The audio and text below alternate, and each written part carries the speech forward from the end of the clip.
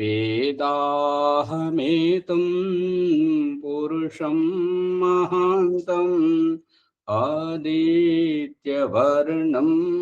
తమసా పరస్తాత్ తమేవ విదిత్వా అతిమృత్యుమితి నాన్యః పంథా విద్యతే యనాయ నాన్యః పంథా విద్యతే యనాయ. ఈ యొక్క ఉపనిషత్తు జ్ఞానగంగా అధ్యాత్మ సత్సంగానికి వచ్చేసినటువంటి వారందరికీ నమస్తే, స్వాగతం, సుస్వాగతం. పుష్పమ్మ గారు ఈ యొక్క ఫిలిం ఇండస్ట్రీ కె విశ్వనాథ్ గారు మొట్టమొదట సప్తపది అనే సినిమాలో ఈ మంత్రాన్ని ప్రవేశపెట్టారు. జాతవేద శేషన వామ సోమరాతీయతో నీతహాతి వేద సనహ పరిషటతి దుర్గాని విశ్వ నావేవ సింధుం దురితాత్యగ్ని. దుర్గాని అనే పదాన్ని పట్టుకున్నారు. ఈ పదాన్ని పట్టుకొని ఈ పార్వతి యొక్క అవతారం దుర్గా మాత అనేటువంటి మూర్తి పూజను వేదంలో సిద్ధం చేయడానికి ఇదంతా ఒక కుట్ర, షడ్యంత్రం. వాళ్ళు దుర్గా సూక్తం చెప్పుకొని చివరికి ఆ మాధవిలత అంటున్నది కదా, తన్ను దుర్గా ప్రచోదయాత్, దుర్గా సూక్తం. అది కల్పితం. కాబట్టి అది అవైదికం. నేను ఓంప్రకాష్ చూపెట్టాడు కదా, ఋగ్వేదం ప్రథమ మండలం 99వ సూక్తంలో 1వ మంత్రం, ఒకటే మంత్రం ఉంది. 1వ మంత్రం అనేది ఒకటే మంత్రం ఉంది. అది. నమస్తే ఆచార్యజీ. దుర్గా అనే పదానికి అర్థం ఏం ఆచార్యజీ? దుర్గాని అనే పదానికి భయంకరమైనటువంటి కఠినాతి కఠినమైనటువంటి మన వల్ల కానటువంటి మనం ఎంత ప్రయత్నం చేసినా ఇబ్బంది పెడుతున్నటువంటి వాటిని దుర్గాని అంటారు. సమస్యలు పిల్లలకు ఎంత చెప్పినా కూడా వాళ్ళు వినిపించుకోకుండా ఉండేసరికి, భర్త చెప్పినా వినకపోయేసరికి, భార్య చెప్పినా వినకపోయేసరికి దాంతో బీపీ షుగర్ పెంచుకోవడం, ఇక కొంతమంది ఆత్మహత్య చేసుకోవడం, అటువంటివన్నీ జరుగుతుంటాయి. అంత భయంకరంగా, అంటే ఎంత చెప్పినా కూడా అక్కడ పరిష్కారం కాదు. రోగం ఎటువంటిదంటే ఎన్ని చికిత్సలు చేయించినా, ఎన్ని మందులు తిన్నా, ఎన్ని రకాలుగా ప్రయత్నం చేసినా తగ్గడం లేదు. కాబట్టి ఆ రకంగా దుర్గం. ఇప్పుడు సముద్రంలో పడవలు నడిపిస్తున్నప్పుడు ఏంటంటే ఇది ఒక అలలు లేసి సుడిగుండాలు వస్తాయి. అలలు లేస్తే దానికి అంత ఇబ్బంది ఉండదు. సుడిగుండాలు వస్తే ఏంటంటే ఆ సుడిగుండం దాంట్లో చిక్కుకుపోయిన వాటికి అందులోకి బయటకు రావడం కష్టం. కుశలుడైనటువంటి నైపుణ్యం గలటువంటి నావికుడు ఏం చేస్తాడంటే, సుడిగుండం అక్కడ ఉన్నదంటే దానికి దరిదాపులకు కూడా వెళ్లకుండా దూరం నుంచి తీసుకెళ్తాడు. కొంచెం దూరమైనా సరే క్షేమంగా వెళ్తాడు అనేటువంటిది గమనిస్తుంటాడు. ఇక తెలియని వాళ్ళు ఏమంటారు అంటే అది నేరుగా పోతుంటారు. నేరుగా పోవడం వల్ల ఏమైందంటే ఆ సుడిగుండంలో చిక్కుకో ఉంటాడు, బయటకు రాకుండా అది దుర్ఘటన జరిగిపోతుంది అనమాట. అటువంటి భయంకరమైనటువంటి పరిస్థితులు, వాటిని దుర్గాని అంటారు. ఈ అంతరార్థం సంస్కృతం రాదు కాబట్టి, వ్యాకరణం చదవలేదు కాబట్టి, ఈ అంతరార్థం తెలియనటువంటి వాళ్ళు ఈ దుర్గాని అంటే దుర్గామాత అని పెట్టుకున్నారు. అలా భావించుకొని దుర్గా సూక్తం కల్పించుకొని ఆ రకంగా పాడడం. అవును ఆచార్యజీ. కాళీ అన్నా కూడా అట్లా కాళీమాతను పూజిస్తారు కదా ఆచార్యజీ. నేను విన్నాను కాళీ అంటే యజ్ఞం నుంచి వచ్చే ధూమంని కాళీ అంటారని విన్నాను నేను. అది ఎంతవరకు నిజమా? కలకత్తాలో ఉన్న కాళీమాత చరిత్ర తీసి చూస్తే ఆవిడ ఒక వేశ్య. అందరు ఆమె రూప సౌందర్యంతో మోహితమైనటువంటి వాళ్ళు ఆమెకు ఆ రకంగా గుడి కట్టించారు. అంటే కాళీ, కరాలి, ధూమ్రవర్ణ ఇట్లాంటి 7 ఈ కాళీ కరాలి అనేటువంటిదేమో ఈ యోగ సాధనలో జరిగేటువంటి ప్రక్రియలతోటి దేహంలో జరిగేటువంటి మార్పులను కాళీ కరాలి అని అనడం జరిగింది. ఆ యజ్ఞం చేసేటప్పుడేమో అక్కడ ఈ నల్లని పొగ, ఈ పొగను ఆ రకంగా అభివర్ణించడం జరిగింది. ఇక చికిత్సాపరకంగా ఏంటంటే ఈ పొగ వచ్చినటువంటి యజ్ఞం అవైజ్ఞానికం, అది ఆరోగ్యానికి హాని చేస్తుంటుంది. అందు గురించి పొగ రాకుండా యజ్ఞం చేయాలి. అలాంటప్పుడు ఈ కాళీ కరాలి అనేటువంటిది ఈ యజ్ఞం దగ్గర వర్తించదు. ఇంకా వరిశిష్ఠ యజ్ఞంలో కొంతవరకు వర్తిస్తుంటది. ఎందుకు అంటే ధూమంతోటి మేఘాన్ని ప్రభావితం చేయడం జరుగుతుంది. ధూమం అంటే ఈ కనబడేటువంటి ఈ కాళీ కరాలి ఈ నల్లటిది కాదు. యజ్ఞం యొక్క వార్షవం అసలైనటువంటి రహస్యం. అవన్నీ ఒకవేళ పరిస్థితులు అనుకూలిస్తే ఇక్కడ చేసి చూపించడం కూడా జరుగుతుంది. ఇక ఇవాళటి ప్రకరణంలో నరేష్ గారు, ముని గారు పొరపాటుపడుతున్నారు. ముని గారు ఒక అడుగు ముందుకేశారు, అది మంచి పరిణామం. వేదమంత్ర ప్రమాణపూర్వకంగా తీసుకొస్తున్నారు, అది మంచిది, చాలా ఆదర్శవంతమైనటువంటి, ఎవరైనా తలాంచాల్సిందే. అక్కడ నరేష్ గారు ఏమంటున్నారండి, శరీరం మాధ్యమంగా బయటకు పోతున్నాను. ఇది నేను చెప్పుకునేంత వరకు సరిగానే ఉంది. స్కూల్కి పోతే స్కూల్ డ్రెస్ వేసుకోవాలి. అది పెద్దవారే మున్సిపాలిటీ ఉద్యోగం చేస్తే మున్సిపాలిటీ డ్రెస్ వేరే, పోలీసులు అయితే పోలీసుల డ్రెస్ వేరే, డాక్టర్ అయితే డాక్టర్ డ్రెస్ వేరే, లాయరు జడ్జి అయితే వారిది వేరే. మరి బట్టలు మర్చిపోతున్నారేంటి? భగవంతుడేమో స్నానం చేపిస్తూ మురికి వస్త్రాలను వదిలింపజేసి స్నానం చేసిన తర్వాత శుభ్రమైన వస్త్రాలను ధరింపజేస్తున్నాడు. అక్కడ చూపిస్తున్నాడు కదా. ఈ ఈ భగవంతుడు చూపెట్టేది ఏంటంటే, నువ్వు మృత్యువుకు భయపడకూడదు, నీకు మృత్యు అనేటువంటిది లేదు, మృత్యు అనేటువంటి దానికి నువ్వు భయపడ్డంత కాలం నీకు దుఃఖమే దుఃఖము అని అక్కడ సారాంశం. అందు గురించి ఈ దుఃఖమును నువ్వు తరించాలి. మృత్యు అనేటువంటిది నీ దేహానికే కానీ నీకు కాదు అనేటువంటిది సారాంశం. అర్థమవుతుందా నరేష్ గారు? అందుకని అర్థమవుతుంది. దేహంతో చేయడం కాదు, పెన్నుతో రాయడం, చెప్పులతో నడవడం, మన పదవి హోదాను బట్టి మనం వస్త్రాలతోటి మనం వైవిధ్యంగా కనిపిస్తుంటాం. ఇంట్లో ఉన్నప్పుడు మామూలుగా ఉండిపోతుంటాం, దాంట్లో ప్రత్యేకత ఏం లేదు, ఇంటి వాళ్ళకు నాన్నెవరో తెలిసిపోతుంది. కానీ బయటకు వెళితే వార్డు మెంబర్వా, ఊరికి సర్పంచ్వా, జిల్లాకు కలెక్టర్వా, ప్రదేశానికి ముఖ్యమంత్రివా, దేశానికి ప్రధానమంత్రి, రాష్ట్రపతివా అన్నది, న్యాయాధీశువా, పోలీసువా, మున్సిపాలిటీవా, ఎవరన్నది ఆ యొక్క వస్త్రధారణతో తెలిసిపోతుంది. వస్త్రధారణ ముఖ్యం. వేషభూష. ఈ యొక్క వస్త్రం అనేటువంటిది ఏకంగాను పెన్ను ద్వారా రాస్తున్నానా, పెన్నుతో రాస్తున్నానా, చెప్పులతో నడుస్తున్నానా, చెప్పుల మాధ్యమంగా నడుస్తున్నానా? చెప్పులతోటి నడుస్తున్నాను, పెన్నుతోటి రాస్తున్నాను. ఈ దేహము ద్వారా నేను అభివ్యక్తం అవుతున్నాను. ఈ దేహమే నన్ను ప్రకటింపజేస్తున్నది. ఈ దేహం ద్వారానే నేను స్త్రీనన్నది పురుషునన్నది తెలుస్తుంది. ఈ దేహం ద్వారానే నేను పశువున పక్షున అనేటువంటిది తెలుస్తుంది. అందు గురించి దేహము మాధ్యమంగా కాదు, దేహముతోటే. ఇప్పుడు పెన్నుతో రాయడం, బయటకు వెళ్ళేటప్పుడు చెప్పులు వేసుకొని పోవడం, వాహనం తీసుకొని పోవడం, బట్టలు వేసుకొని పోవడం, ఆ రకంగా. అవి లేకపోతే మనం వెళ్ళలేం బయటకు. అందుకని వర్షం వస్తే గొడుగు పట్టుకొని పోతాం కదా, అంతే. గొడుగు లేకుండా మనం తడిసిపోవాలంటే పోవడమే. అట్లా గొడుగు అనేటువంటిది అంత ముఖ్యం కాకపోవచ్చు. ఎందుకు అంటే గొడుగుతోటి తడిస్తే శరీరంలో ఉండేటువంటి చెమటకాయ పోతుంది, వేడి తగ్గుతుంది, ఆరోగ్యానికి మంచిది. మొదటి వర్షంలో బాగా తడవాలి. అంతేగాని ప్రతి వర్షానికి తడుస్తూ పోతుంటుంది, జలుబు పట్టుకుంటుంది, మళ్ళీ మంచి అనుకుంటుంది, అది అనారోగ్యం వస్తుంది. అందుకని ఈ దేహం మాధ్యమంగా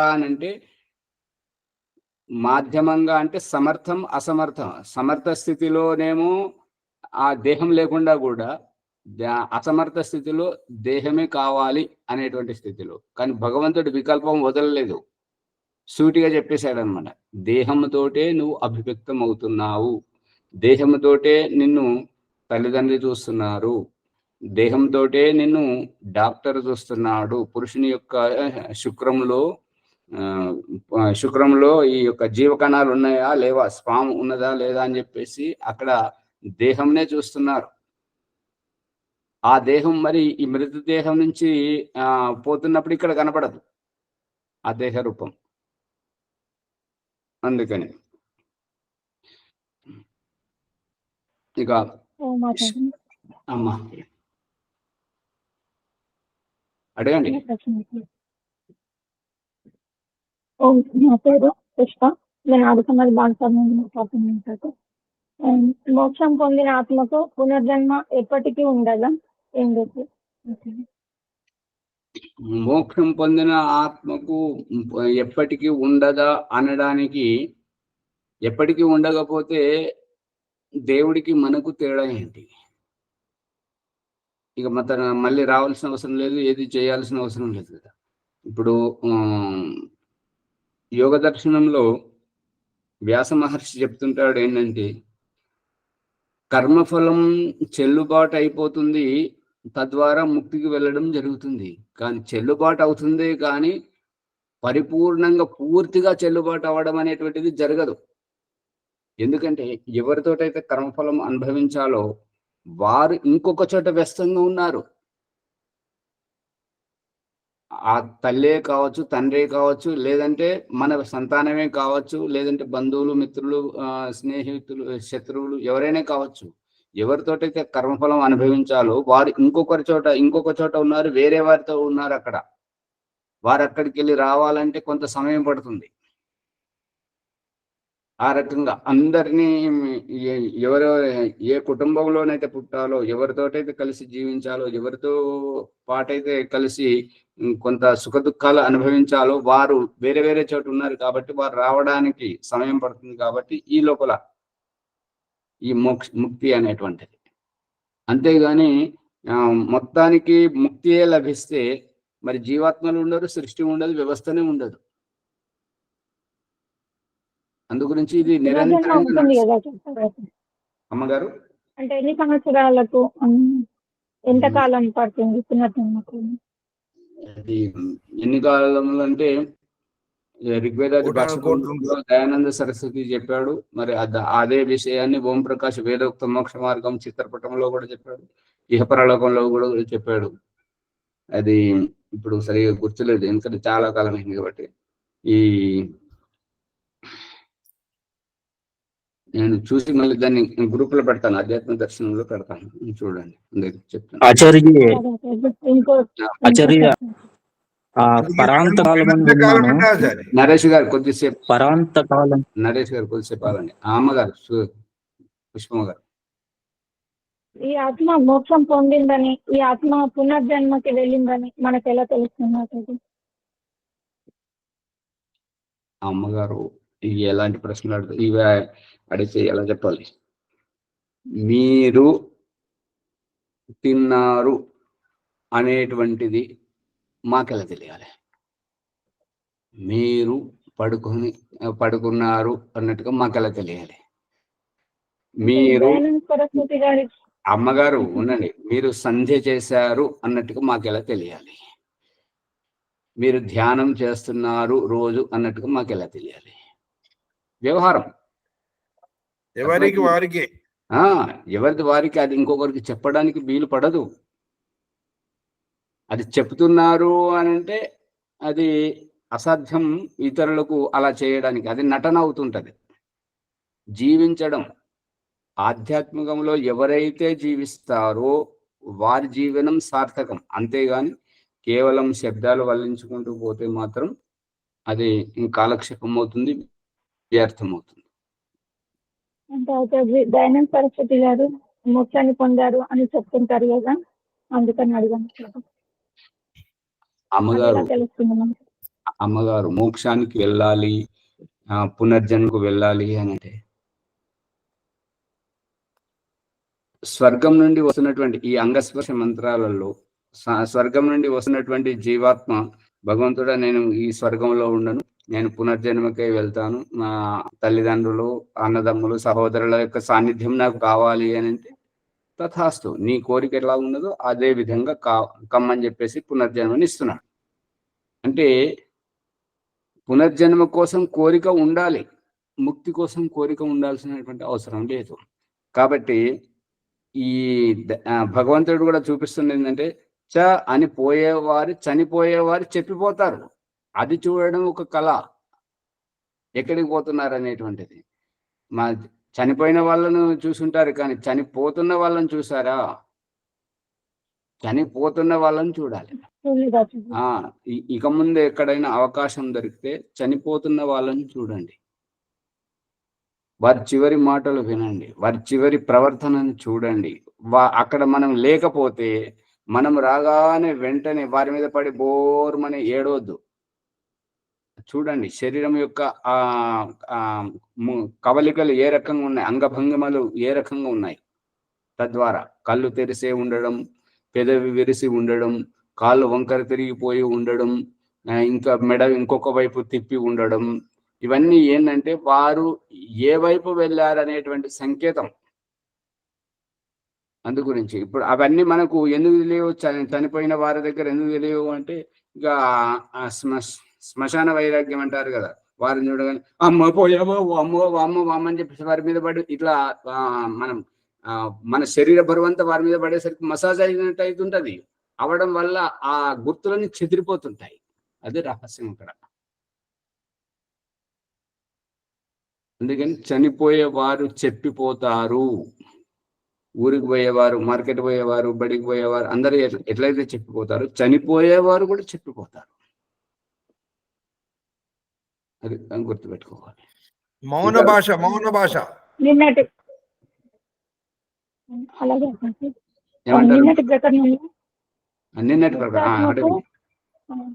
ముక్తాత్మకు పంచభూతాలతో అవసరం లేదని చెప్పారు కదా, దీనికి ప్రమాణం?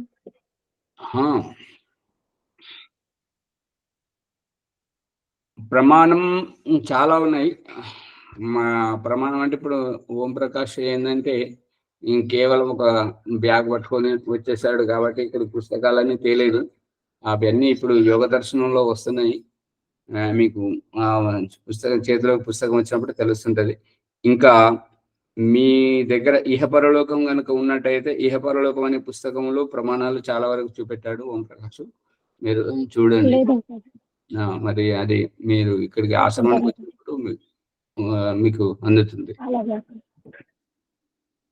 ఇంకోటి చెట్లలో జీవం ఉందని అవి పెరుగుతుంటే కొద్ది తెలుస్తుంది, కానీ రాళ్లలో కూడా జీవం ఉందని ఎలా తెలుసుకోవడం? అవి అలాగే ఉంటాయి. చెట్లలోనా రాళ్లలోనా ఏది కావాలి? చెట్లు పెరుగుతుంటాయి కానీ జీవం ఉందని తెలుస్తుంది అతడు, కానీ రాళ్ళు అలాగే ఉంటాయి కదా, చెప్పారు కదా రాళ్ళలో చెట్లలో జీవం ఉంది. రాళ్ళు అనేటువంటిది, గుట్టలు అనేటువంటిది, సముద్రం అనేటువంటిది ఇది స్థావర జాతి. స్థావర జాతి అంటే స్థిరంగా ఉండేటువంటిది. ఈ స్థావర జాతులలో హాని కనిపిస్తుంది కానీ లాభం కనిపించదు. ఎందుకు అంటే అవి మూర్ఛ స్థితిలో ఉన్నాయి కాబట్టి. మూర్ఛ స్థితిలో ఉన్నప్పుడు ఇప్పుడు ఏంటంటే మనం చైతన్యవంతంగానే డాక్టర్ దగ్గర పోతున్నాం, డాక్టర్ గారు నాకు ఈ పంటి నొప్పి వచ్చింది, ఏంటి కడుపులో గడ్డలు ఉన్నాయి అని పోతే డాక్టరు పడుకోబెట్టి పరీక్షలు చేసి ఏం చేస్తాడంటే అది మత్తు ఇంజెక్షన్ ఇస్తాడు. అతను ఎంత కోసినా ఎన్ని సూదులతో పొడిసినా మనకేం తెలియదు.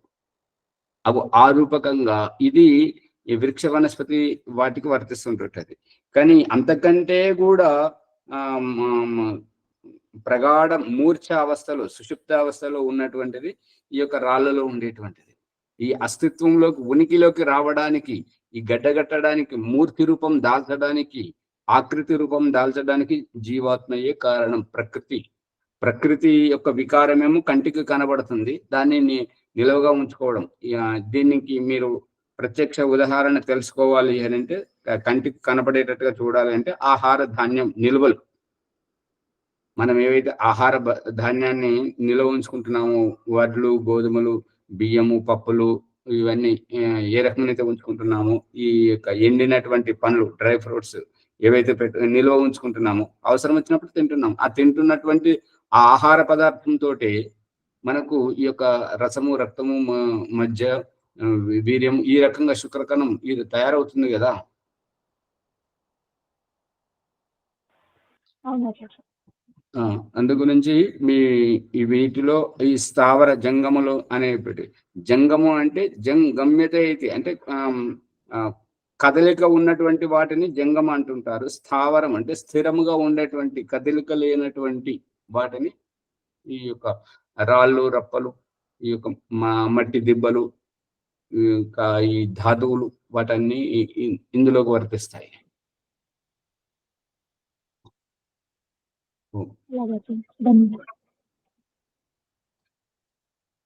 ఇక శ్యామలయ్య గారు ముందుకు రావాలి, వెనకబడి ఉండకూడదు. మీరు ముందుకు రావాలి ఎట్లా అని అంటే అజ్ఞానాన్ని విడిచిపెట్టాలి. తెలియక మన గురువులు ఎవరు చెప్పారో సరే, ఆ కనీసం ఏది లేనప్పుడు అదొకటి దారి దొరికింది కాబట్టి ఆ రకంగా మీకు పాట పాడమనగానే బ్రహ్మ సువార్చిత లింగం అనే పాట పాడుతున్నారు. ఆ పాటలో ఏమున్నది అని అంటే శివుని యొక్క లింగాన్ని కీర్తించడం. భగవంతుడు స్త్రీలకు పురుషులకు ఈ వైవిధ్యంతో ఎవరి లింగాన్ని వారికి పెట్టినప్పుడు ఇంకొకరి లింగాన్ని మనం ఎందుకు కీర్తించాలి అంటే, అప్పుడు మనకు తెలిసింది ఏంటంటే వాళ్ళు ఎవరైతే ఈ యొక్క శివ పురాణాన్ని లింగ పురాణాన్ని ఇదంతా కల్పితం ఎవరైతే చేశారో ఆ శివుని యొక్క లింగాన్ని దాన్ని కీర్తించి మనకు భగవంతుని యొక్క అవతారం అది ఇది అని లేనిపోని కథలని చెప్పి కీర్తింపజేయడం, దానిని మనం పాటలుగా పాడడం అంటే తెలియనంత వరకు జరిగింది. కానీ తెలిసిన తర్వాత ఏంటంటే ఇంకొకరి లింగాన్ని మనకు పొగడడం, మనకున్నది కదా లింగం. ఇది అంత ఏంటంటే చెప్తే అశిష్టంగా అనిపిస్తుంటది, కానీ చేస్తున్నది ఏంటిది అదే. అందుకని మనం ముందుకు రావాలి. మనం కొంచెం ముందుకు వస్తే మనకు జ్ఞానోదయం కలుగుతుంది, మన ద్వారా ఇంకొకరికి కూడా మేలు జరుగుతుంటది. అదే మనం వెనక్కే తీసుకుపోతున్నాం అనుకోండి, మర్చిపోయినటువంటి ఆ జ్ఞానాన్ని మళ్ళీ స్మృతికి తెస్తున్నాం, జ్ఞాపకం చేస్తున్నాం అనుకోండి, దానివల్ల ఏంటంటే మనం నేర్చుకునేది కూడా మర్చిపోతా ఉంటాం. మళ్ళీ మనకు తెలియకనే అట్లాంటివి చేస్తాం. అందుకే స్వామి తెలిసి కావాలని చేయం కదా ఆచార్య గారు. అందుకనే వివరణ చెప్పడం జరుగుతుంది కదా. అందుకని మీరు తెలియక చేశారు, తెలిసి కావాలని చేసింది కాదు ఇది. మీరు సహజంగా పాట పాడడం అంటే అట్లా సంసిద్ధమై పాడడానికి మీరు సిద్ధమై వచ్చారు కాబట్టి అది పాడకుండానే అప్పుడే వారు మునిగారు వచ్చారు కాబట్టి దానికి వివరణ కూడా ఇవ్వడం జరుగుతుంది కదా. అది అందుకని మనం ముందుకు వెళ్ళాలి, వెనకబడి ఉండకూడదు అనేది సారాంశం. భావాలన్నీ బయటకు వస్తేనే కదండి దానికి ఇప్పుడు మీరు బయట పెట్టుకుంటేనే కదా మీకు ఈ వివరణ వచ్చింది. అంతేగాని చెప్పకూడదని కాదు, పాడకూడదని కాదు, బయట పెట్టుకోకూడదని. బయట పెట్టుకుంటేనే వస్తుంది. ఇంకా ఇవాళ ప్రకరణం మీకు ఇంకేమైనా సందేహాలు ఉంటాడు. ఓం ఆచార్య నమస్తే. లింగము అని అంటే పురుషులకే వర్తిస్తుందా ఆచార్య? ఏంటమ్మా లింగము అనేది పురుషులకే వర్తిస్తుందా? అర్థం కాలేదు ఆచార్య. లింగము అనేది పదము పురుషులకు వర్తిస్తుందా? అమ్మగారు ఓం ప్రకాష్ వివరణ ఇచ్చేయండి కదా, స్త్రీలకు పురుషులకు నపుంసకులకు వేడిగా చేసి భగవంతుడు ఎవరి లింగాన్ని వారికి పెట్టాడని చెప్పాడు కదా. పురుషులకే వర్తిస్తుందా అని కాదు.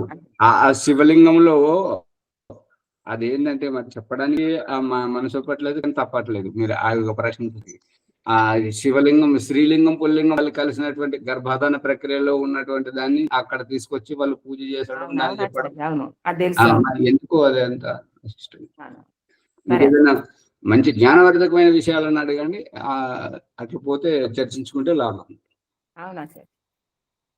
ఆచార్య ఒక చిన్న ప్రశ్న ఉంది. ఇందాక మునిగారు చెప్తూ ఆత్మ యొక్క కార్యస్థానము బురుగుటి యందు, నివాస స్థానం మూలాధారం ఎందు అన్నారు. ఈ నివాస స్థానము కార్యస్థానము అంటే ఏమిటి ఆచార్య? భగవంతుడు మనకు చూపిస్తున్నటువంటిది బ్రహ్మాండంలో జరుగుతున్నటువంటిది, పిండంలో జరుగుతున్నటువంటిది, మన నిజ జీవితం కూడా అదే రకంగా ముడిపెట్టడం ఏంటంటే మనం జన్మించేది ఒక చోట, నివాసం ఉండేది ఇంకొక చోట, పని చదువుకునేది ఇంకొక చోట, ఉద్యోగం వ్యాపారం చేసేది మరొక చోట, పడుకునేది ఇంకొక చోట. అర్థమవుతుందా? అదే రహస్యాన్ని, ఆ వ్యవహారమే ఈ దేహంలో ఉండడం. జీవాత్మ కేవలం సుషుప్తావస్థలో పడుకొని ఉన్నప్పుడు ఈ యొక్క వెన్నెముక, మేరుదండం, ఈ సర్వైకల్ స్పాండిలైటిస్ అంటారు కదా, ఈ యొక్క వెన్నెముక కింది ప్రదేశంలో ఆ పుచ్చ భాగం అక్కడ ఉంటుంది. ఇక కార్యక్షేత్రం పని చేసుకునేటప్పుడు ఇక ఈ బ్రికుటి స్థానంలో ఉంటుంది. భగవంతుడు మన దేహంలో ఉండేటువంటిది శీర్ష స్థానంలో బ్రహ్మరంధ్రంలో ఉంటాడు. ఇక పని చేసేటువంటి కార్యక్షేత్రం హృదయ స్థానం.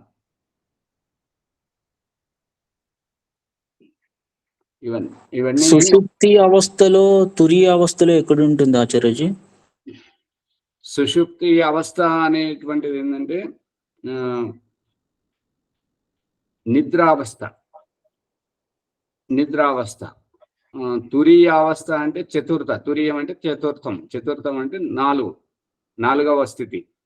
ఇప్పుడు యజ్ఞోపవీతంలో 4 పోగులు ఉంటాయి, కానీ 3 బయట పెడతారు, కానీ 4వ వాడు ఆగమైపోతున్నాడు. 4వది తెలుసుకున్న వారి జీవితమే సార్థకమవుతుంది. లేదంటే గురునానక్ దేవ్ గారు ఎగతాళి చేస్తున్నారు, ఒరే ఆర్య సమాజీ తేరి గాయత్రి లంగడా రహీ హై. ఓ ఆర్య సమాజి కూడా, నీ యొక్క గాయత్రి కుండుతున్నది, దానికి చికిత్స చేయించు, దాన్ని సవరించు, తెలుసుకో అనేటువంటిది. తెలుసా? ఎవరు మాట్లాడరు. యజ్ఞోపవీతంలో 4వ పోగును పట్టుకున్న వారే ధన్యమవుతుంటారు, వారి జీవితం సార్థకమవుతుంటది. యజ్ఞోపవీతం ధరించిన వారే 4వ పోగు. దాదాపుగా ఆర్య సమాజంలో ఈ 4వ వాడు అనేవాడు ఆగమైపోయాడు. అంటే ఎక్కడ చెప్పారా ఆచార్య? ఇది కూడా 4వ పోగు గురించి ఎక్కడ 4వ పోగు గురించి ఎక్కడ చెప్పలేదు ఇంకా. అమ్మగారు, 4వ పోగే జీవితం అంతా నడిచేది కదా ఇగో ఇది తెలివైన మాట. ఎందుకంటే ఆ 4వ వాడే కదా ధరించింది. ఇక్కడ రహస్యం ఏంటంటే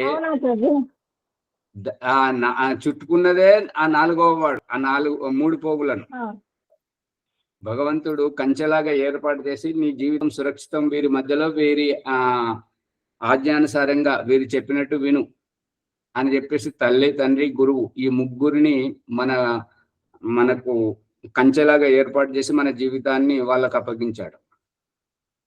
రక్షణ కవచం. వాళ్ళ ముగ్గురు ఉన్నారు అనేటటువంటి దాన్ని తెలియచేసుకొని మన జీవితాన్ని నడవటానికి. అమ్మగారు, అట్లా మనం ఉంటేనే కదా వారు ఉన్నారు. అదే ఆచార్య, మనం లేనినాడు వారు ఎక్కడ ఉన్నారు?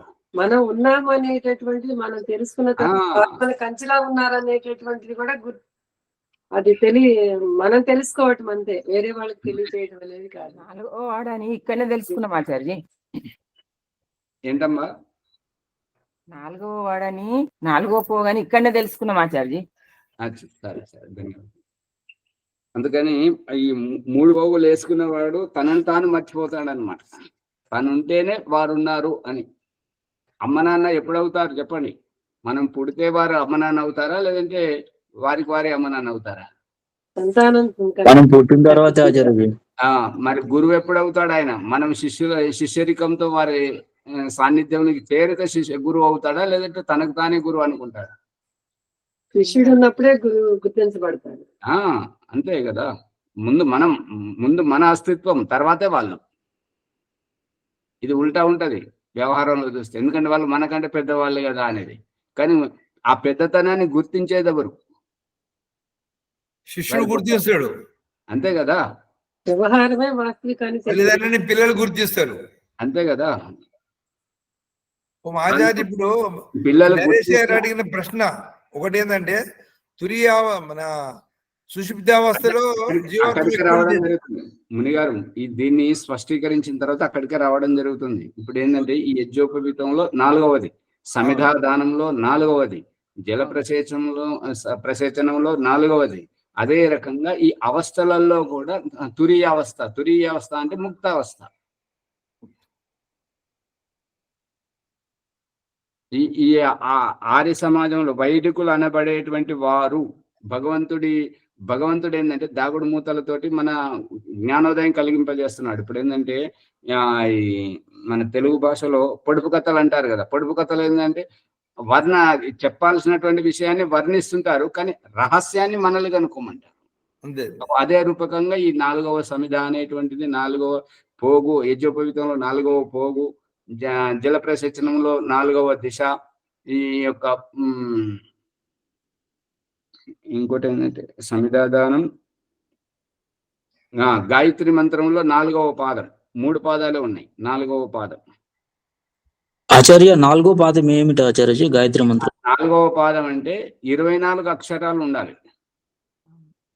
వరేణ్యం వరేణ్యం వరేణ్యం నీని పూర్తిగా పలకాలి. ఎనసంధి చేయకుండా అక్కడ పూర్తిగా పలికినప్పుడు 24 అక్షరాలు అవుతుంటాయి గాయత్రిలో. అది అక్కడ ఉన్నటువంటి రహస్యం. అర్థం మాత్రం అదే ఉంటుంది కదా ఆచార్య? అర్థం అదే ఉంటుంటది. అందుకని ఈ యొక్క 4వది ఈ తురీయావస్థ అన్నిట్లలో, యజ్ఞోపవీతంలో 4వది, సమిధాదానంలో 4వది, జల ప్రసచనంలో 4వది, గాయత్రి మంత్రంలో ఈ 4వది, మరి ఈ యొక్క జన్మ జర మరణ ముక్తి అవస్థ, ఈ 4వ అవస్థ తురీయావస్థ.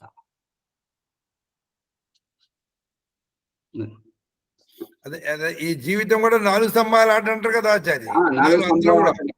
4 స్తంభాల ఆటనే, 4 స్తంభాల ఆటనే, కానీ 3 ముడిపడి ఉండి ముప్పు తిప్పలు పడుతుంటాడు.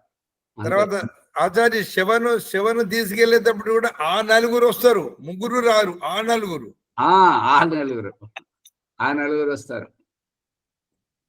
ఆశ్రమాలు కూడా 4 అని ఉన్నది ఆచార్య. అదే 4 ఆశ్రమాలు, 4 వేదాలు, 4 వేదాలు మన జీవితంలో పుట్టినప్పటి నుంచి 25 సంవత్సరాలకు ఒకటి, 25 నుంచి 26 నుంచి 50 వరకు ఇంకొకటి, 51 నుంచి 75 వరకు ఒకటి, 76 నుంచి 100 వరకు ఇంకా బ్రతికినంత కాలం 4వది.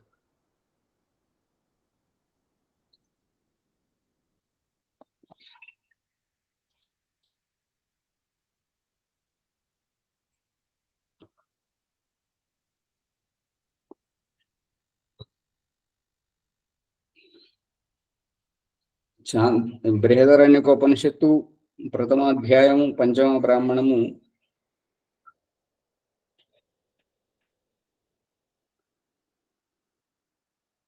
21వ ప్రసంగం చూడండి. అథాతో వ్రతమీమాంస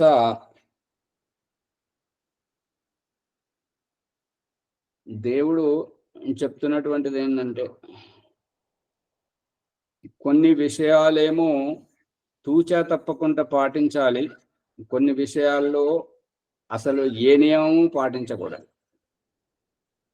నియమ భంగములో మనమెవరమో తెలుస్తుంటది, మనం సరి అయిన దిశలో పోతున్నామా లేమా అనేటువంటిది ఆ వ్రత దీక్ష సంకల్పం, తదనుగుణంగా ఉండడం. వ్రతభంగం, ఈ యొక్క నియమాలను భంగం చేసినప్పుడే మన తెలివితేటలు బయటపడుతుంటాయి. మనము కొట్టుకుపోతున్నామా, నిలదొక్కుని ఇంకొకరికి దిశ నిర్దేశం చేస్తున్నామా అనేటువంటిది మన వ్యక్తిత్వంలో తెలుస్తుంటుంది. అందుగురించి ఈ సూర్యుడు ఉదయించడం, సూర్యుడు అస్తమించడం, చంద్రుడు ఉదయించడం అస్తమించడం, ఇదన్నీ భగవంతుడు నియమం తప్పకుండా చూపిస్తున్నాడు. మళ్ళీ ఆహారం కావాలంటే భూమిని దున్నుకొని మనం విత్తనం విత్తుకొని పంట పండించుకోవడం, నీరు రావాలి అని అంటే భూమిలో ఉన్నదా సరే, లేదంటే పైనుంచి ఆకాశం నుంచి నీరు వర్షం కురిపించడం, ఈ రకంగా ఇవన్నీ నియమబద్ధంగా జరుగుతుంటాయి. వీటిలో మార్పే ఉండదు. ఇంకా మట్టి యొక్క వికారం, ఉండండి అమ్మా ఒక్క నిమిషం. మట్టి యొక్క వికారం మన భూమి కావచ్చు, మన మలమే కావచ్చు, లేదంటే మన దేహమే కావచ్చు, లేదంటే ఈ భూమి యొక్క రాయి, రప్ప, మట్టి ఏది ఎంత దూరం విసిరినా కూడా అది దాని యొక్క గురుత్వాకర్షణతోటి అది కిందికే వస్తుంది. నిప్పు పైన ఉన్నది కాబట్టి, సూర్యుడు కాబట్టి ఆ యొక్క దీపంను ముందు ఈ యొక్క యజ్ఞం చేసేటువంటి వారు నెయ్యి ఎక్కడ పెట్టుకోవాలి, సామగ్రి పాత్ర ఎక్కడ పెట్టుకోవాలి, అది మన యొక్క కాళ్ళ దగ్గర అంటే ఇక్కడ పద్మాసనం వేసుకొని కూర్చున్నప్పుడు మనం ముంగట పెట్టుకొని ఈ ఆహుతి వేయాలి, నెయ్యి కానీ సామగ్రి కానీ. అలా వేస్తున్నప్పుడు ఏంటంటే ఈ యొక్క ఆత్మ అనేటువంటిది కింది నుంచి పైకి పోవడం, హిప్నాటిజం చేయడం జరుగుతుంది దానికి. అంతేగాని కొంతమంది ఆ యజ్ఞకుండం యొక్క మేకలు ఆ మెట్ల మీద పెట్టుకుంటుంటారు, అది అశిష్టం. ఇప్పుడు ఏంటంటే మనము వైదికులం అనుకొని మనం యజ్ఞం చేస్తున్నాం అని అనుకున్నప్పుడు మనకు ఆ యజ్ఞపాత్ర చేసిచ్చేవాడు సామాన్యంలోనే ఉన్నాడు. పాత్రలు, ఆసనాలు, ఆచమనము, ఉద్ధరణి, ఆ యొక్క సామగ్రి పాత్ర, అవన్నీ నెయ్యి తయారు చేసేవాడు అంతా జనసామాన్యం నుంచే తీసుకెళ్తుంటారు అన్నమాట. తీసుకెళ్ళినప్పుడు ఆ యొక్క ఆహుతి ఇచ్చేది కూడా మన జనసామాన్య స్థితి నుంచే ఉండాలి. అంతేగాని 4 వర్ణాశ్రమ ధర్మాన్ని స్ఫురింపజేసేటువంటి ఆ యజ్ఞకుండం యొక్క 4 మేకలలో 3 మేకలనే వినియోగిస్తుంటారు, 4వ మేకలను పట్టించుకోరు, ఎందుకంటే అది భూమిలో ఉంటుంది కాబట్టి. అందుకని ఇది ఎక్కడ పడితే అక్కడ పెట్టడానికి వీల్లేదు. మనం ముందర పెట్టుకొని కింది నుంచి పైకి లేవడం. దయానంద సరస్వతి సంధ్యోపాసనలో చూపిస్తున్నాడు కదా, ఓం భూ పై స్థితి, ఓం భూ పై స్థితి, ఓం భువః ఈ యొక్క కళ్ళు బ్రికుటి, ఓం స్వహ కంఠం, ఓం మహః ఛాతి, ఓం జనః నాభి, ఓం తపః 2 తొంటి ఎముకల మధ్యలో, అది వెన్నెముక క్రింది భాగంలో అక్కడ ఉండేటువంటి స్థితి. ఈ యొక్క 2 తొంటి ఎముకలు ఈ పైనుండి వెన్నుపూస, ఈ 3 భాగంలో దీన్ని గుర్తుపట్టాలని ఈ వంట నాటకం మీద 3 రాళ్ల పొయ్యిని పెట్టి మనకు అక్కడికి గుర్తింపజేస్తున్నాడు. ఈ పొయ్యి యొక్క రహస్యం ఇదే. ఎందుకు అంటే 3 రాళ్ల పొయ్యి పెట్టి దాని మీద పాత్ర పెట్టి పాత్రలో ధాన్యాన్ని ఉడికించి సున్నితమైన పదార్థాన్ని స్వీకరింపజేస్తున్నాడు కదా భగవంతుడు. అంటే ఈ 3 కాళ్ళు, 2 తొంటి ఎముకలు మరియు వెన్నుపూస కింది ఈ 3 మధ్యలో ఉన్నటువంటి ఆత్మను అక్కడ సమస్యలతోటి ఉడికించి ఈ దేహస్థితి నుంచి ఓం భూ, ఓం భువః, ఓం స్వహ, ఓం మహః, ఓం జనః, ఓం తపః, ఓం సత్యం కింది నుంచి పై స్థాయికి వెళ్ళాలి. మనం పైన ఉండేటువంటి వాళ్ళం, కింద ఉండేటువంటి వాళ్ళం కాదు. అందు గురించి ఈ కిందికి ఎందుకు తీసుకెళ్తున్నారు అని అంటే మన ప్రారంధానుసారంగా దిగజారుడు వ్యవహారం, నిమ్నాతి నిమ్నస్తరమైనటువంటి వ్యవహారంతో మనం దిగజారుతున్నటువంటి స్థితిని చూపించడం. అందుకే ఈ మాంసాన్ని తినడం, గుడ్లను తినడం, మరియు ఈ యొక్క ఎండినటువంటి ఈ యొక్క మాంసపు వరుగులను తినడం, చేపల వరుగులను ఎండబెట్టుకొని తినడం, ఇదంతా నిమ్నస్తరమైనటువంటిది. అందుకే ఈ పందిని తీసుకొచ్చి మనం వదిలినటువంటి మలం దాన్ని తినిపిస్తున్నాడు. ఇది నిమ్నస్తరమైనటువంటి జన్మ. అటువంటి స్థితి నుంచి పైకి తీసుకురావడం అనేటువంటిది తపః పునాత్ పాదయోః, కింది నుంచి. అంతేగాని మనము ఆ కిందికి పోతున్నారు అనేటువంటిది కాదు. ఇది ఎవరికైనా, క్రైస్తవులకైనా, హిందువులకైనా, ముస్లింలకైనా, జైనులకైనా, బౌద్ధులకైనా, సిక్కులకైనా, ఎవరికైనా, మనుష్య మాత్రులకు అందరికీ అదే స్థితి. అందుకనే మనుషులను నిలబెట్టి నడిపిస్తున్నాడు భగవంతుడు, పశువులను పడుకోబెట్టి నడిపిస్తున్నాడు, పక్షులను ఇట్లా వంకరగా కూర్చుండబెట్టి నడిపిస్తున్నాడు. ఈ మోక్షానికి అధికారి, తురీయావస్థకు వెళ్ళేటువంటిది కేవలం మనుషుడు మాత్రమే. ఓ ఆచార్య, ఇప్పుడు మేకలాల మీద ఆ పాత్రలు పెట్టొద్దు, సామాగ్రి పెట్టొద్దు అని మీరు అన్నారు, అది అర్థమైపోయింది. కానీ దానికి ఏమైనా ప్రమాణం ఉన్నదా చూపించడానికి? పెట్టకూడదని ఎక్కడైనా చెప్పారా? దానికి ఏమైనా మీరు మీ సమాధానం ఏంటి? ఇప్పుడు పెట్టుమని ఎక్కడ చెప్పారు చెప్పండి? మా సౌకర్యం కొరకు పెట్టుకుంటున్నాం. అదే ఆ సౌకర్యమే అశిష్టత అని చెప్పబడుతుంది. ఇప్పుడు మీరు ఈ పాత్రలు ఎక్కడికి వెళ్ళి తీసుకొచ్చారు? ఈ ఆచమన పాత్ర ఎక్కడికి వెళ్ళి తీసుకొచ్చారు? జనసామాన్యంలోకి వెళ్ళే తీసుకొచ్చారు కదా. వర్ణాశ్రమ ధర్మం కాదు కదా. జనసామాన్యులు వాళ్ళ దగ్గరికి వెళ్ళి తీసుకొచ్చారు కాబట్టి వాళ్ళకు ఉపయోగకరంగా ఉండాలి. మనం సమాజంలో ఉండి చేయాలి కానీ మనం దాన్ని తీసుకొని మనం చేసుకోవడానికి వీల్లేదు. ఇది ఏంటంటే ఈ వర్ణాశ్రమ ధర్మం అన్నప్పుడు కింద బ్రహ్మచార్యం ఏదైతే ఉంటుందో ఆ బ్రహ్మచారికి లోక జ్ఞానమే ఉండదు.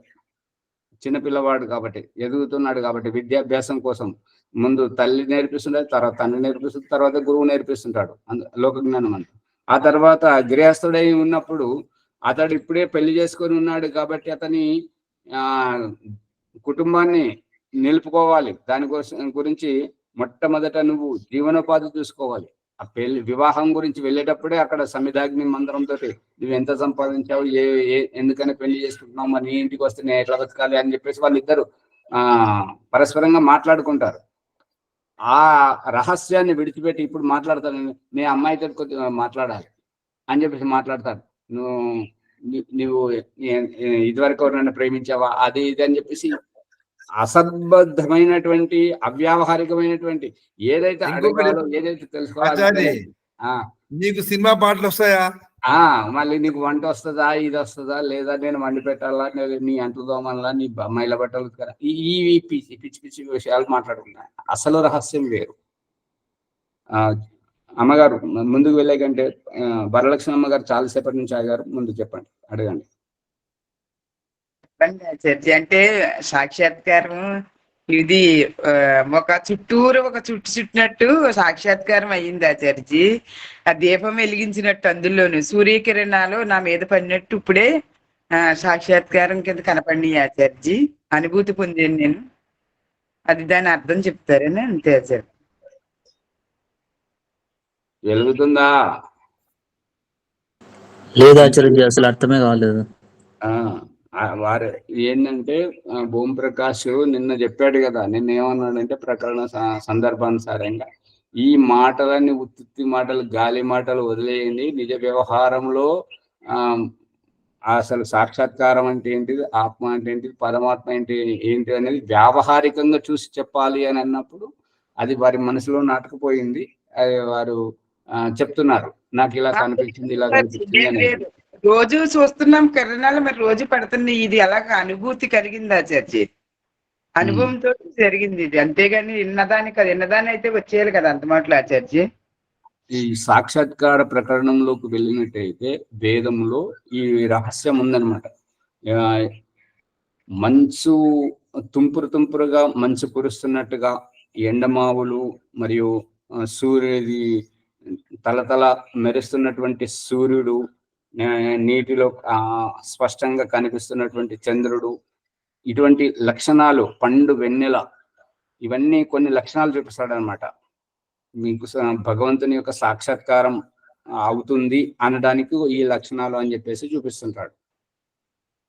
నిన్న అసలు నేను ఆచార్జీ మీరు ఎలాగనుకుంటున్నారు? నిన్న ప్రమాణం ఏంటంటే వినండి, దానికి ప్రమాణం ఏమంటే నీహార ధూమ అనల అర్క ఖద్యోత శశీన. ఇది ఈ యొక్క శ్లోకం ప్రమాణం అన్నమాట. ఇది వేద మంత్రాల్లో కూడా వ్యాఖ్యానం వచ్చింది దీని గురించి. అందు గురించి మనము ఇప్పుడైతే దేహాన్ని కొలవడమే సరిగా సమయాన్ని కేటాయించలేకపోతున్నాం, దేహాన్ని కొలవలేకపోతున్నాం. ఆత్మ సాక్షాత్కారం అయితే పరమాత్మ సాక్షాత్కార ప్రకరణంలో ఇవన్నీ వస్తుంటాయి అన్నమాట. ఎవరెవరు ఏ స్థితికి ఈ ఎండమావులు ఇవన్నీ అర్థం కావట్లేదు, ఏంటి ఆచార్య ఇవి ఎండమావులు? తర్వాత ప్రకరణంలో చెప్పుకుంటే ఇంకా బాగా లోతుగా అర్థమవుతుంది. ఇప్పుడు ఏంటంటే చక్రాలే మనం కదిలించలేకపోతున్నాం. చక్రాలు కదలాలి. ఈ యొక్క షట్ చక్రాలు ఏవైతే ఉన్నాయో ఈ దేహంలో కదలాలి. ఇంద్రియాలు అనేటువంటి మన వశంలోకి రావాలి. ఇంద్రియ జయులం అవ్వాలి, ఇంద్రజీతులం అవ్వాలి. ఇంద్రజీతులు అయితేనే ఈ చక్రాల యొక్క సమస్య పరిష్కారం అవుతుంది. ఈ చక్రాలు ఛేదించిన తర్వాతనే మనకు ఆత్మ సాక్షాత్కారం కలుగుతుంది. ఈ చక్రాలను ఛేదించేటువంటిది ఎవరు? ఇది అధిగమించి ముందుకు పోతున్నటువంటిది ఎవరు? మరి పరమాత్మ సాక్షాత్కారం ఎవరికి కలుగుతుంది అనేటువంటిది ఆత్మాచారి ఆత్మ పరమాత్మ అనేటువంటిది అద్దంలో ప్రతిబింబం ఏ రకంగానైతే కనిపిస్తుంటుంటుందో మనకు ఆ విధముగా ఆత్మ సాక్షాత్కారం పరమాత్మ సాక్షాత్కారం అనేటువంటిది స్పష్టంగా అనుభవానికి వస్తుంటది. అనుభవానికి అది కూడా గుర్తుపెట్టుకోండి. ఇప్పుడు ఇందాక పుష్పమ్మ గారు అడిగారు కదా ఒక ప్రశ్నకు, మనకు ముక్తి పొందినట్టుగా ఏ రకంగా తెలుస్తుంది అని అంటే భగవంతుడు చూపిస్తున్నాడు కదా. మనకు ఏ వస్తువులు లేకపోతే పూట గడవదో ఆ ఉప్పు అంటే ఎలా ఉంటుంటది? ఉప్పు ఇసం అనేటువంటిది ఏ రకంగా ఉంటుంది? కారం అనేటువంటిది దేన్ని అంటారు? కారం అనేది. తీపి అనేది దేన్ని అంటారు? శ్యామలయ్య గారు చెప్పండి. బాలరాజు గారు, దేవిదాస్ గారు చెప్పండి. ఏది చెప్పకపోతే ఎట్లా? శ్రీనివాస్ గారు కారం అంటే తిన్నప్పుడు మంటలేస్తుంది, కళ్ళకి నీళ్ళు వస్తాయి. కారము ఉప్పు అంటే కనబడుతుందా? అటుగా ఉంటది అంటే ఉప్పు. ఇప్పుడు ఇదంతా వ్యాఖ్యానానికి సారాంశం ఏంటంటే అనుభవం, అనుభవం. వ్యవహారం. అది ఎవరికి తెలుస్తుంటది? చూసిన వాళ్ళకా, చేసిన వాళ్ళకా? అనుభవించే వాళ్ళకి ఆచార్యజీ. అది అనుభవించిన వాళ్ళకు. అంతేగాని ఇప్పుడు అద్దంలో ప్రతిబింబాన్ని మనం చూసుకున్నట్టుగా ఎంతైతే స్పష్టంగా ఉంటుందో ఆ రకంగా ఆత్మ పరమాత్మ స్పష్టం అవుతుంటది అని అంటే, మీరు అద్దంలో ప్రతిబింబం లాగా చూపిస్తాను అన్నారు కదా ఆచార్య గారు, చూపించండి అంటే అది ఎలా సంభవం అవుతుంది? అనుభవం. ఇప్పుడు అమ్మగారు, పుష్పమ్మ గారు, నరేష్ గారు, బాలాజీ గారు చూడండి. తండ్రి శరీరం నుండి వస్తున్నటువంటి శుక్రకణం మృత శరీరాన్ని దాటేసిపోతున్నటువంటి ఆత్మ. ఇది ఒక స్థితి. ఇక రెండవ స్థితి, తండ్రి శరీరం నుండి వచ్చినటువంటి ఆత్మ తల్లి శరీరంలో రెండవ స్థానంలో, తల్లి శరీరం రెండవ స్థితి. తల్లి గర్భంలో స్త్రీ పురుష దేహాన్ని ధారణ చేసింది, శిశువుగా పుట్టింది, ఉన్నంత వరకు బ్రతికి అయిపోగానే అసఫలమైన జీవితంలో చానిపోతున్నటువంటిది. అంటే ఈ శరీరాన్ని వదిలేసి ఆత్మ వెళ్ళిపోతుంది. అంటే రెండవ స్థితిలో తయారైనటువంటి స్త్రీ పురుష దేహం ఈ మృతదేహం వద్దనే ఇక్కడే ఆగిపోతుంది. అంటే ఈ యొక్క మృతదేహం ఏదైతే జడం దేహం కనబడేటువంటి ఈ యొక్క శరీరం పూజ ఎవరిది? ఈ శరీరంగా, ఈ శరీరంలో ఉండి వ్యవహరిస్తున్నటువంటి నాద ఎవరికి కావాలి సాక్షాత్కారం? ఆత్మకు. మళ్ళీ ఆత్మకు, జీవాత్మకు. అర్థమవుతుందా పుష్పమ్మ గారు? సాక్షాత్కారం ఎవరికి కావాలి? దేహము కావాలా? దేహం యొక్క అవయవాలు కళ్ళకు కావాలా? లేదంటే నాకు కావాలా? భగవంతుడు ఏం చూపిస్తున్నాడు? ఈ పులుపుతనం, తీపితనం, చేదుతనం, తీయదనం, ఉప్పిసం ఇది ఎవరికి చూపిస్తున్నాడు బాలరాజు గారు? ఆత్మకు స్వామి. మరి సాక్షాత్కారం ఎవరికి కావాలి? అట్లా పట్టుకోవాలా? ఆత్మకు కావాలా? శరీరం కావాలా? ఆత్మకు కావాలి స్వామి. అంటే అది అనుభవంలోకి వస్తుంది. అనుభవం అంటే ఆ వ్యవహారికంగా చేయించడం జరుగుతుంది. అంతేగాని నాకు కళ్ళకు కనబడాలి అంటే కళ్ళు నావి కదా, నేను కాదు కదా. నా కళ్ళు, నేను కళ్ళు కాదు. ఇప్పుడు నా చెప్పులకే అంత కనబడితే నేను ఎందుకు కిందకు చూసుకుంటూ నడవాలి?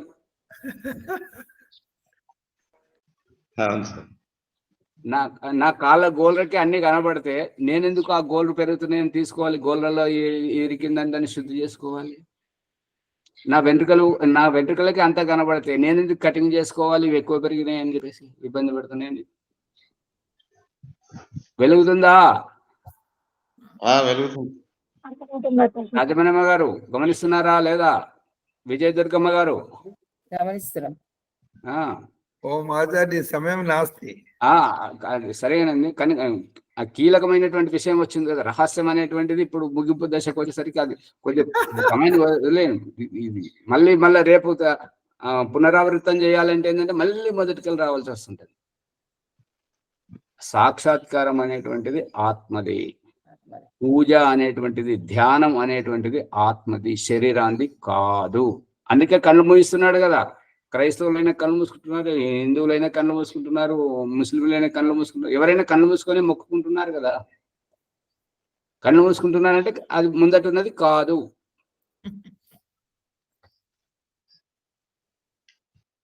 కళ్ళకి కనపడేది కాదు కాబట్టి కళ్ళు మూసుకో. అంటే కళ్ళు మూసుకోవడం అంటే ఇది కళ్ళ విషయం కాదు, ఆత్మ విషయం, అక్కడ రహస్యం. ఓ ఆచారి ఇంకొక అడుగు ముందు చెప్పండి, కన్ను మూసుకొని ఏం చేయాలా? కళ్ళు మూసుకొని ఏం చేయాలంటే ఆత్మ తన స్వ అభిప్రాయాన్ని వ్యక్తపరుస్తుంది కదా. ఇది నా కళ్ళ విషయం కాదు, నా దేహం విషయం కాదు, ఇది నా విషయం. నా ప్రభువుతో నేను కలుస్తున్నాను. బాలాజీ గారు చాలా జాగ్రత్తగా వినండి, శ్యామలయ్య గారు, ఇది నేను నా దేవుని విషయం.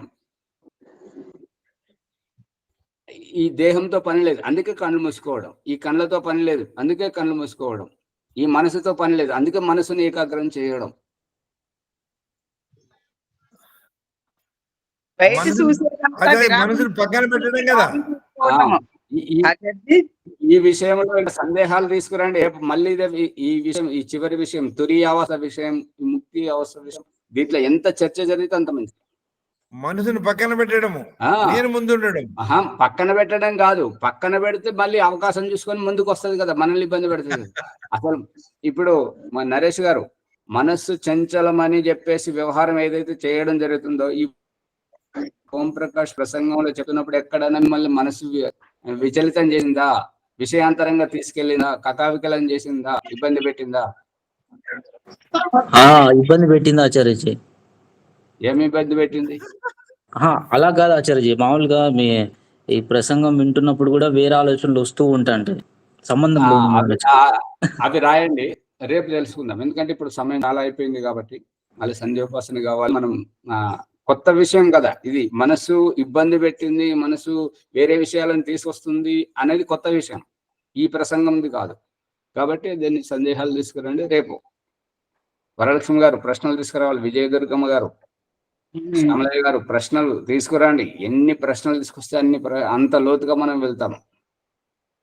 ఈ ప్రసంగం ముందుకు పోవడం, మన ఉపనిషత్తులు పేపర్లు తిరిగేయడం, పుస్తకాలు ముగించడం కాదు, మనకెంత అవగాహన అయింది, మనం ఎక్కడున్నాం, అది కావాల్సింది. అందుకని ఈ యొక్క ప్రసంగాన్ని చాలా జాగ్రత్తగా వినండి, పదే పదే వినండి. దీన్ని లైక్ చేయండి, సబ్స్క్రైబ్ చేయండి, మరియు పక్కనున్న గంట సింబల్ నొక్కండి, షేర్ చేయండి. ప్రతి ఒక్కరికి, మీ ఇష్టమిత్రులకు అందరికీ షేర్ చేయండి. మీరు ఏ గ్రూపులలో ఉన్నారో ఈ విషయం అంతా అందరికీ తెలియజేయండి. అలా తెలియజేయడం వల్ల ఏంటంటే ఈ భావాలు అర్థమైతే మనకు ఒక మంచి స్నేహితులు దొరుకుతారు కదా, మంచిగా మాట్లాడుకోవడానికి, చర్చించడానికి. లేదంటే ఎవరికి వారు ఒంటరి వాళ్ళమే, మనము ఆలోచించేది వాళ్ళకి అర్థం కాదు, వాళ్ళు చెప్పేది మనం అంత అజ్ఞానం అని చెప్తున్నాము, వదిలేసాము. అందు గురించి ఒంటరి వాళ్ళం అవుతున్నాం, బిక్కు బిక్కు అన్నట్టుగా ఉంటుంది. అదే మనం మంచి భావాలు ఎంత ఎక్కువ మందికి పంచితే వాళ్ళు కూడా అదే భావాల్లోకి వస్తే మనకు స్నేహితులు, మిత్రులు, మన వర్గం అనేది పెరుగుతుంది కదా. అట్లా చేసుకునే వాళ్ళు కావాలి ఆచార్య, పంపటం దానికంటే పంపించింది దాన్ని గ్రహించి మళ్ళీ రెస్పాన్స్ ఉంటా ఉంటే అదే మన ప్రయత్నం మనం చేయాలి, అలా చేస్తేనే వస్తుంది. ఓం నమస్తే. ఆచార్య ఓం ప్రకాష్ గారు ధన్యవాదములు. నేను ఎవరిని అనే అనుభవపేతంగా వచ్చిన సమస్యలను, ప్రశ్నలు, సమాధానాలు విప్పుతున్నా ఎంత లోపలికి విప్పుతామో అంత లోపలికి ఆత్మను తెలుసుకునే ప్రయత్నం చేస్తున్నాము. ప్రయత్నం చక్కగా అందరూ ఒకరికొకరు పోటీ పడుతూ ప్రశ్నలు అడుగుతున్నారు. ఆ విధంగా అడగాలని ఇంకా ప్రయత్నం చేయాలని కోరుకుంటూ ఈరోజు రాజమన్నమ్మ గారు సంధి చేపిస్తారామా? ప్రభాకర్ గారు కొంచెం వేరే ఇబ్బందులు ఉండేట్లో వారు రావడం లేదని అన్నారు, తర్వాత వస్తామని చెప్పారు. ఈ గురువారం నాడు ప్రభాకర్ గారు ఉండేను, బిక్నూరు ప్రభాకర్ గారు. ఈ రోజు మీరు రాజమన్నమ్మ గారు మీరు చేపిస్తారా సంధ్య మంత్రోచ్చారణ? ఓం. భాగ్యలక్ష్మి గారు మీరు ఎవరైనా అవకాశం? ఓం నేను చేయించనండి సర్జీ. ఒక్క నిమిషం, వాళ్ళిద్దరికి మీకు రేపు అవకాశం ఉంది కదా, ఇద్దరికి కొత్త వాళ్ళకి అవకాశం ఇద్దామని. జయమని జయించమనండి, లేదంటే ఇదేమో కొంచెం బయట పోయింది ఆచార్యమే, బాత్రూమ్ పోయింది. తర్వాత ఇంకెవరైనా? విజయదుర్గమ్మ గారు. చేయించండి అమ్మగారు, పుష్పమ్మ గారు చేయించండి. రైట్. పుష్పమ్మ గారు వాళ్ళిద్దరు కొంచెం వారు కూడా బయట ఉన్నట్టున్నారు. ఓ పుష్పమ్మ గారు వైదిక సంధ్య అథ వైదిక సంధ్య బ్రహ్మయజ్ఞము. ఓం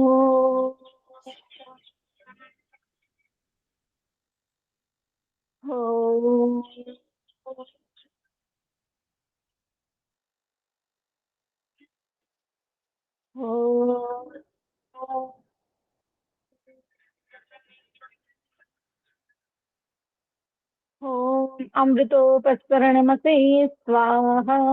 ఓం అమృతాపిధానమసే స్వాహ. ఓం సత్యం యశః శ్రేర్మైశ్రేః శ్రేతాం స్వాహ. ఓం శన్నో దేవీరభిష్టయా ఆపో భవంతు పీతయే శయ్యోరభిస్రవంతు నః. ఓం వాక్ వాక్. ఓం ప్రాణః ప్రాణః. ఓం చక్షుః చక్షుః. ఓం శ్రోత్రం శ్రోత్రం. ఓం నాభిః. ఓం హృదయం. ఓం కంఠః. ఓం శిరః. ఓం బాహుభ్యాం యశోబలం. ఓం కరతలకరపృష్ఠే. ఓం భూః పునాతు శిరసి. ఓం భువః పునాతు నేత్రయోః. ఓం స్వః పునాతు కంఠే. ఓం మహః పునాతు హృదయే. ఓం జనః పునాతు నాభ్యాం. ఓం తపః పునాతు పాదయోః. ఓం సత్యం పునాతు పునః శిరసి. ఓం ఖం బ్రహ్మ పునాతు సర్వత్ర. ఓం భూః. ఓం భువః. ఓం స్వః. ఓం మహః. ఓం జనః. ఓం తపః. ఓం సత్యం. ఓం మృతం చ సత్యం చాభిర్ధా తపసోऽధ్యజాయత. తతో రాత్రజాయత. తతః సముద్రో అర్ణవః. సముద్రాదర్ణవాదధి సంవత్సరో అజాయత. అహోరాత్రాణి విదధద్విశ్వస్య మిషతో వసే. సూర్యాచంద్రమసౌ ధాతా యథా పూర్వమకల్పయత్. దివం చ పృథివీం చాంతరిక్షమథో స్వః. ఓం శన్నో దేవీరభిష్టయా ఆపో భవంతు పీతయే శయ్యోరభిస్రవంతు నః. ఓం ప్రాచీదిగగ్నిరధిపతిరసితో రక్షితాదిత్యా ఇషవః. తేభ్యో నమోధిపతిభ్యో నమో రక్షితృభ్యో నమ ఇషుభ్యో నమ ఏభ్యో అస్తు. యోస్మాన్ ద్వేష్ట్రియం వయం ద్విష్మస్వం వోజంభేదద్మః. దక్షిణాదిగింద్రోధిపతిస్థిరశ్చిరాజైరక్షితా పిतर ఇషవః. తేభ్యో నమోధిపతిభ్యో నమో రక్షితృభ్యో నమ ఇషుభ్యో నమ ఏభ్యో అస్తు. యోస్మాన్ ద్వేష్ట్రియం వయం ద్విష్మస్వం వోజంభేదద్మః. ప్రతీచీదిగ్వరుణోధిపతిః ప్రిదాకూ రక్షితాన్నమిషవః.